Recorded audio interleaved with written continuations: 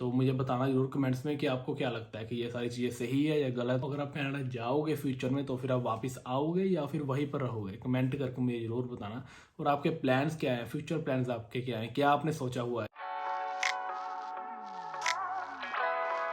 अभी दोपहर के 12:04 हो गए हैं, 23 डिग्री टेम्परेचर है यहाँ पर। हम फिर अभी हम जा रहे हैं हॉस्पिटल, ठिंड आई हॉस्पिटल जाना है। आपको याद है वहाँ पर जब कनाडा में मुझे एलर्जी हुई थी मेरी आंख में, तो मैं वहाँ पर डॉक्टर के पास गया था ना, तो वहाँ पर तो इतना कुछ खास इलाज वगैरह होता नहीं है। तो अब इंडिया आया हूँ तो वो करवा कर ही जाऊँगा। आंख में जो मेरी प्रॉब्लम है थोड़ी सी, मेरी नज़र वगैरह कमज़ोर हो रही है और आंख में से पानी वगैरह निकलता रहता है ना, तो वो भी दिखाना है। जलंधर में है ठिंड आई करके। बाकी टाइम से हम निकल गए हैं, अभी 12 ही बजे हैं देखो।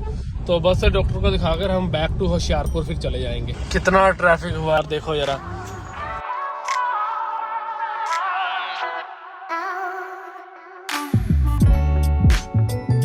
कितना ट्रैफिक है भाई जलंधर में देखो। और अब मुझे लग रहा है बस वाला हॉर्न मारी जा रहा है। क्या करें बताओ। 14 मिनट का रास्ता है देखो, मैंने पता ही है 14 मिनट का। अरे देखो अब इनू कहो ऊपर ले जा भरावा फिर हॉर्न। मैंने एक चीज देखी है, गूगल मैप यहाँ पर नहीं काम करता। मतलब करता है लेकिन उसको खुद नहीं पता चलता कि फ्लाईओवर के ऊपर जाना है या नीचे जाना है। फिर बंदा उसी से कंफ्यूज हो जाता है। लेकिन अभी फिर भी हम ढूंढते ढूंढते गूगल मैप को देखते देखते बड़ी मुश्किल से पहुंच गए हैं, बस पहुंचने लगे हैं। ये वाला एरिया क्लीन है जलंधर का, देखो कितना सुंदर बना हुआ है, क्लीन सा बना हुआ है ना। बहुत मुश्किल है पार्किंग ढूंढनी यहाँ पर। तो वहाँ वो सामने हॉस्पिटल है, हमने ढूंढ तो लिया है लेकिन अभी पार्किंग नहीं पता कहाँ लगानी है। तो आप एक काम करो, आगे लेकर जाओ थोड़ी सी गाड़ी, तो हॉस्पिटल लेके आनी है, फिर हम देखते हैं ना कहीं आगे लगा देते हैं।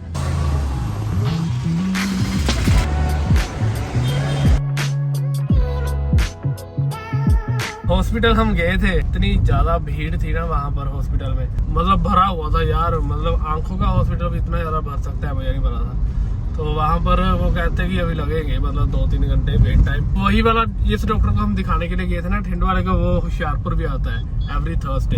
तो उसने थर्सडे को आना है होशियारपुर, तो हमने सोचा कि उसको वहां पर जाकर दिखा देंगे। वहां पर भीड़ भी कम होती है और सुबह सुबह हम चले भी जाएंगे वहां पर। तो एक तो ना जलंधर के रास्तों का नहीं पता चलता, ढूंढ ढूंढ कर जाना पड़ता है, इतने फ्लाईओवर बने हुए हैं। अभी हमने खाना है बर्गर, यहाँ पर काफी फेमस बर्गर है यहाँ जलंधर का।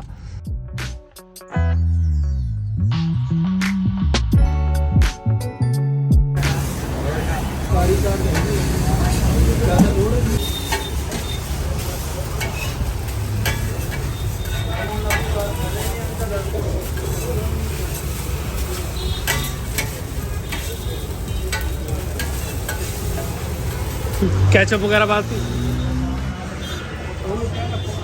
ओ जी बर्गर असी ले लिया है, बस ये रही हमारी गाड़ी। अब खाते हैं गाड़ी में बैठकर।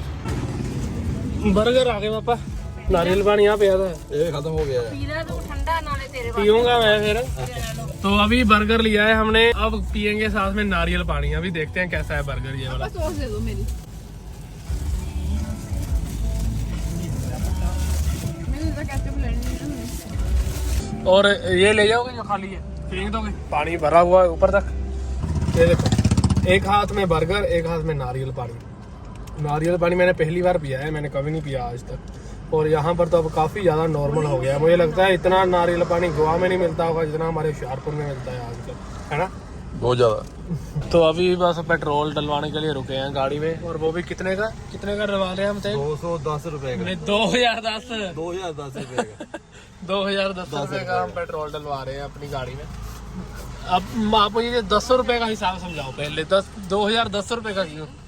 2000 रुपए इनकी कुंडी होती है। कुंडी सेट की होती है। पापा को ऐसा लगता है कि अगर 2000 का डलवाओ ना फिर घपला कर देते हैं ये, तो इसलिए 2010 का डलवाओ, 10 रुपए ज़्यादा।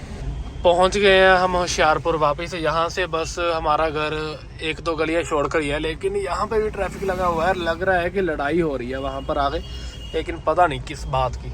अभी मौसम काफ़ी बढ़िया हुआ है, बाहर देखो कितनी सुंदर धूप निकली हुई है ना।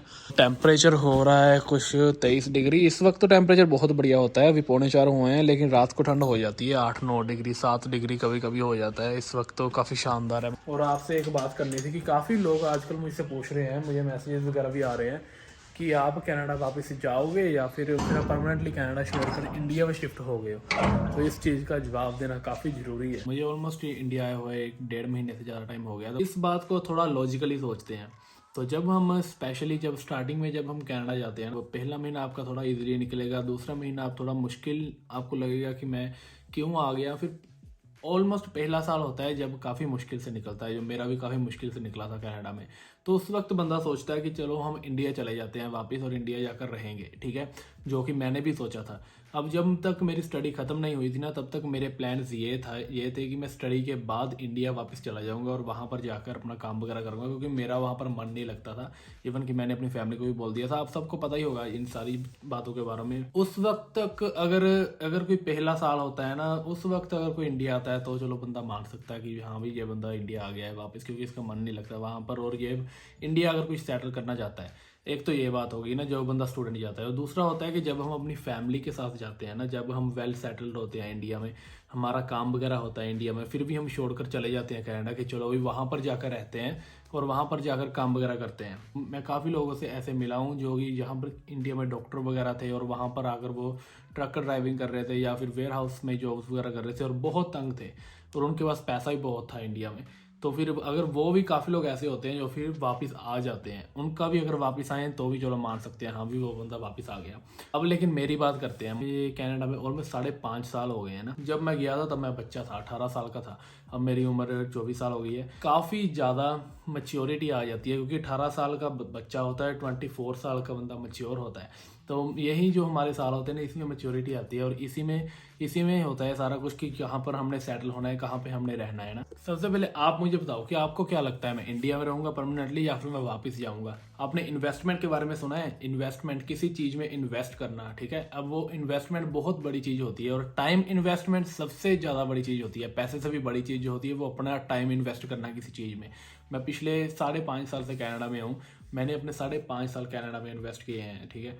तो वहाँ पर मैं रहा हूँ, वहाँ पर मैंने काम किया है, वहाँ के मुझे रूल्स रेगुलेशंस का पता है। वहाँ पर मुझे पता है कि ड्राइविंग कैसे करते हैं। इंडिया में मुझे ड्राइविंग का नहीं पता। वहाँ पर मुझे पता है कि किस जगह पर मैंने जाकर क्या करना है। वहाँ पर मुझे पता है कि कितना टैक्स कटता है। मुझे एक चीज़ पता है ना ऑलमोस्ट कनाडा के बारे में। लेकिन इंडिया के बारे में कनाडा के मुकाबले मुझे ऑलमोस्ट 50% चीज़ें पता होंगी। मुझे यहाँ पर अकाउंटिंग का नहीं पता, मुझे यहाँ पर सैलरीज का नहीं पता, मुझे यहाँ पर ये नहीं पता अगर मैं वापस आ गया मैं करूँगा क्या, ठीक है। तो लेकिन वहाँ पर मेरी जॉब चालू है। मैं अभी भी अपने वेकेशन पर आया हूँ वहाँ से, लेकिन वहाँ पर मेरा काम मुझे पता है कि आगे मुझे क्या करना है। मुझे पता है मैंने अपने 6 साल इन्वेस्ट किए हैं कनाडा में। अब वो वाली जगह छोड़कर इंडिया आना वापस, दैट्स अ बिग थिंग। पहले जब मैं इंडिया छोड़कर कनाडा गया था, that was a big thing for me. वो मेरे लिए बहुत बड़ी चीज़ थी कि मैंने इंडिया छोड़ दिया, अपना घर छोड़ दिया और कनाडा चला गया। लेकिन 6 साल जब कनाडा में बिता लिए, अब वहाँ पर मैंने 18 साल से लेकर 24 साल, जिस एज में हमें मैच्योरिटी आती है, वो साल मैंने वहाँ पर बिता दिए। अब उसके बाद परमानेंटली वापस आकर रहना ये बहुत मुश्किल है, क्योंकि हमें आदत पड़ी जाती है एक चीज़ की। अगर आप स्टार्टिंग में घर छोड़कर जाओगे ना, वहाँ पर आपको अपने घर की आदत है। आप देखोगे कि मैंने घर छोड़ दिया अपना, मैं वहाँ पर अब कैसे रहूँगा। लेकिन 6 साल के बाद वहाँ से आकर यहाँ पर रहना, दैट्स अ बिग थिंग। हाँ, रहने वाले रहते हैं, आते हैं वापस, यहाँ पर काफ़ी बढ़िया रहते हैं। लेकिन जो मैंने 6 साल वहाँ पर अपने इन्वेस्ट किए हैं, स्टडी की है, जॉब कर रहा हूँ, उसके बाद मैंने प्लानिंग की है, वो सारा कुछ छोड़कर वापस आना नहीं। हाँ, रिलैक्स करने के लिए आया हूँ मैं। अभी और भी काफ़ी टाइम यहाँ पर रहूँगा, मैं रिलैक्स करूँगा, अपनी फैमिली के साथ एंजॉय करूँगा। बाद में फिर से जाएंगे, फिर से सारा कुछ करेंगे। मतलब जो चल रहा है वैसे ही चलता रहेगा। यहाँ पर सिर्फ एज अ वेकेशन आया हूँ मैं इंडिया में, बात यहाँ पर आकर ख़त्म होती है। तो मुझे बताना जरूर कमेंट्स में कि आपको क्या लगता है कि ये सारी चीज़ें सही है या गलत है।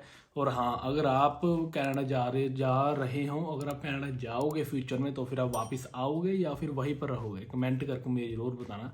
और आपके प्लान्स क्या हैं, फ्यूचर प्लान्स आपके क्या हैं, क्या आपने सोचा हुआ है। क्योंकि बहुत बार ऐसा भी होता है जो हम सोचते हैं वैसा नहीं होता, लेकिन बहुत बार ऐसा भी होता है जो हमारी प्लानिंग होती है उससे बहुत बढ़िया भी होता है। मतलब एट द एंड कंक्लूजन यही निकलता है कि yes I will go back, but not now. कब, वो आपको आने वाले व्लॉग्स में पता चलेगा। कैसे, वो आपको आने वाले व्लॉग्स में पता चलेगा। सारा कुछ आपको आने वाले व्लॉग्स में पता चलेगा कि क्या क्या होगा।